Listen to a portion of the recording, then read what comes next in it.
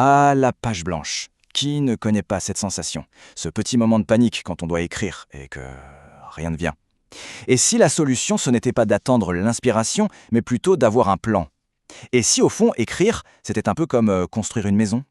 Aujourd'hui, on va explorer une approche complètement différente, inspirée par un ingénieur de Cambridge, Mike Ashby. On va laisser de côté le mythe de l'artiste qui attend que la foudre de l'inspiration le frappe. Non. Ici, on va aborder l'écriture comme un projet d'ingénierie, quelque chose de logique, de méthodique et surtout de tout à fait réalisable. Voilà la question qui change absolument tout. Si on imagine qu'un article est un produit à concevoir, alors tout d'un coup, on peut lui appliquer des étapes claires, logiques, qui nous mènent de l'idée brute au produit fini. Fini l'angoisse, place à la méthode.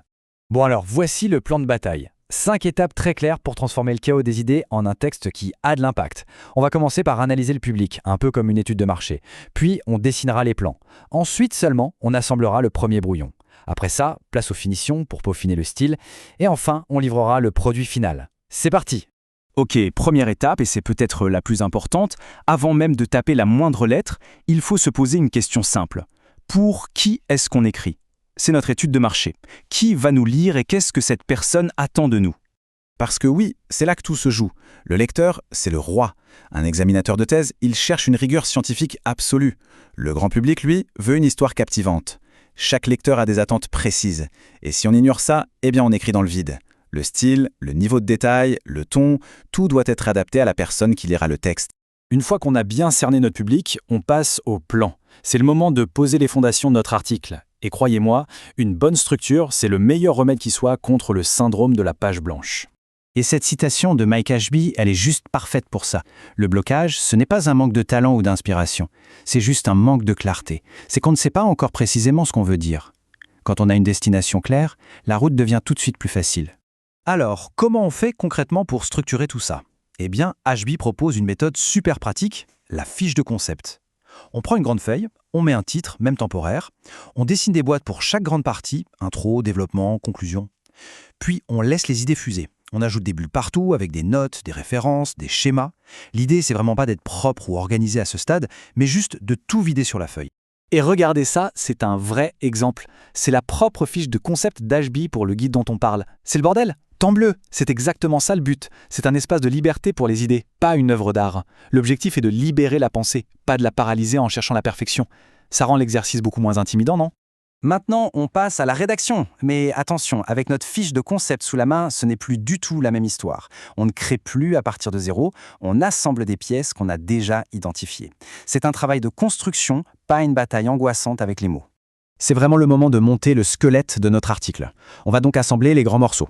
L'introduction, la méthode, les résultats. On pose les os, un par un, sans se préoccuper du style pour l'instant. Le but, c'est juste d'avoir une structure solide, même si elle est encore un peu brute de décoffrage. L'élégance, ça viendra après. Et là, il y a une règle d'or, mais vraiment d'or. On ne mélange pas tout. Les résultats, ce sont les faits, ce qu'on a observé, point. La discussion, c'est l'interprétation de ces faits. En séparant bien les deux dans ce premier jet, on s'assure que notre raisonnement est clair et logique. Chaque chose à sa place. Ok, la structure est là, les murs sont montés, maintenant on passe aux finitions, on entre dans l'atelier, on sort les outils de précision. Cette 4e étape, c'est là qu'on transforme le brouillon en un texte clair, agréable à lire, bref, on travaille le skill.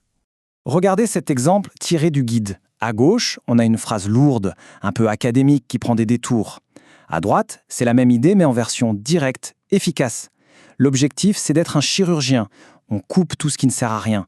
Chaque mot doit avoir une fonction. S'il n'en a pas, on l'enlève. Et ça nous amène à une autre règle cruciale, pas de blabla. Le waffle, comme disent les Anglais, c'est tout ce qui remplit sans nourrir. Les clichés, les phrases toutes faites, les mots qui ne veulent rien dire, tout ça, ça fait perdre du temps au lecteur. Et un lecteur qui a l'impression de perdre son temps, c'est un lecteur qui s'en va. Donc soyons impitoyables, droit au but. Et voilà, on arrive à la toute dernière ligne droite, la finalisation du produit. Un bon contenu dans un mauvais emballage, eh bien ça perd de sa valeur. La mise en page, la clarté des graphiques, la typographie, tout ça joue un rôle énorme dans l'impact final de notre travail. Cette citation, elle résume absolument tout l'enjeu. Le but, ce n'est pas juste de produire un texte. Le but, c'est d'avoir un impact. Un article qui est clair, bien construit et bien présenté, il sera lu, il sera compris et il influencera d'autres personnes. C'est la vraie récompense de toute cette discipline. Au final, cette approche transforme l'écriture. D'une tâche qui peut paraître énorme et intimidante, elle en fait un projet de construction logique et même stimulant. Alors, avec cette méthode en poche, la question n'est plus vraiment par où commencer, mais plutôt quelle sera la prochaine super idée à construire.